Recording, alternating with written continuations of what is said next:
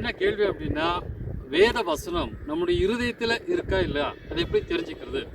இன்னைக்கு எத்தனையோ பேர் குழம்புறாங்க, கன்ஃபியூஸ் ஆகுறாங்க. ஆண்டவர் சொல்லியிருக்கிறாரு அவருடைய வசனம் நம்முடைய இருதயத்தில் இருக்கணும் அப்படின்னு சொல்லி. ஆனால் நம்முடைய இருதயத்தில், அதாவது உங்களுடைய இருதயத்தில் வேத வசனம் இருக்கா இல்லையா அப்படின்னு எப்படி தெரிஞ்சுக்கலாம்? நீங்கள் எப்படி தெரிஞ்சுக்குவீங்க இல்லைங்களா? இது ஒரு முக்கியமான கேள்வி. இதை கொஞ்சம் யோசிக்கணும்.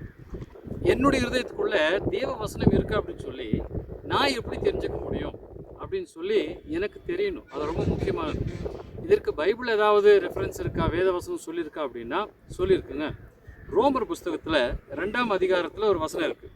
அந்த வசனத்தை நம்ம படித்து புரிஞ்சுக்கிட்டோம் அப்படின்னா உங்களுடைய இருதயத்தில் தேவனுடைய வசனம் இருக்கா அப்படின்னு சொல்லி எளிதில் கண்டுபிடிச்சிடலாம்.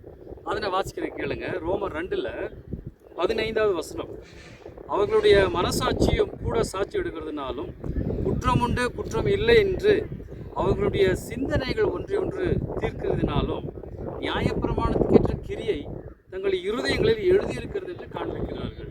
அதாவது ஜென்டில்ஸ் பற்றி சொல்லுது, புறஜாதிகளை பற்றி சொல்லுது. புறஜாதிகளுடைய இருதயத்தில் நல்லது கெட்டது, இதை செய்யலாம் இதை வேண்டாம் அப்படின்னு சொல்லி ஒரு என்ன இருக்குன்னா ஒரு ஒரு ஒரு ஒரு பிரமாணம், ஒரு சட்டம் வந்து அவங்களுடைய இருதயத்தில் இருக்குங்க. அப்போ உங்களுடைய இருதயத்திலும் என்னுடைய இருதயத்திலும் தேவனுடைய சட்டம் இருக்கா இல்லையா அப்படின்னு சொல்லி எளிதில் கண்டுபிடிச்சிடலாம். ஒரு சூழ்நிலை வரும்பொழுது, ஒரு காரியம் வரும்பொழுது, நீங்கள் தேவனுடைய பிள்ளைகள் வேத வசனத்தை அதிகமாக படிச்சிருக்கீங்க, புரிஞ்சிருக்கீங்க. ஒரு சூழ்நிலை வரும்பொழுது நீங்கள் எப்படி சிந்திக்கிறீங்க, அல்லது உங்களுடைய சிந்தனையில் வேத வசனம் உங்களை வேத வசனம் அதை செய்கிற மாதிரி, அதுக்கு கீழ்ப்படுகிற மாதிரி தூண்டுதா, அல்லது உங்களுடைய மனசாட்சியில் வேத வசனம் ஏதாவது ஒரு விதத்தில் அதற்கு கீழ்ப்படியும்படியாக தூண்டுதா, அதை செய்யப்படும்படி உங்களை நடத்துதான்னு பாருங்கள்.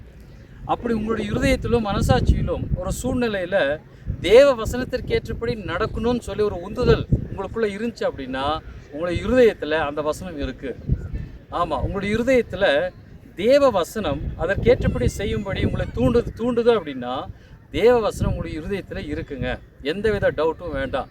ஒரு வேளை, ஒரு சூழ்நிலையில், ஒரு பிரச்சனையில், ஒரு காரியத்தில் வேத வசனங்கள் உங்களை தூண்டலை, சாதாரண மற்ற ஜனங்களைப் போல இருக்கும்படி தான் நீங்கள் இருக்கீங்க அப்படின்னா உங்களுடைய இருதயத்தில் வேத வசனங்கள் இல்லைன்னு அர்த்தம்.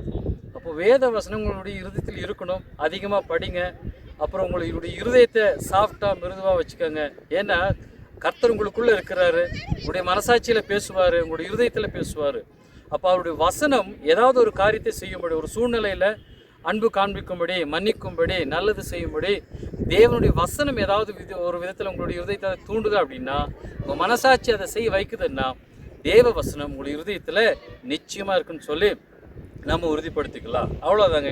ரொம்ப எளிதான டிப்ஸ் அது. அதனால் ஒரு சூழ்நிலையில், ஒரு காரியங்களில் வேத வசனம் உங்களை தூண்டுதா, அதைப்படி செய்ய வைக்குதா அப்படின்னா நீங்கள் சந்தேகமே பட வேண்டாம். தேவனுடைய வசனம் உங்களுடைய இருதயத்தில் தேவன் சொன்னபடி உங்களுடைய இருதயத்தில் இருக்குது.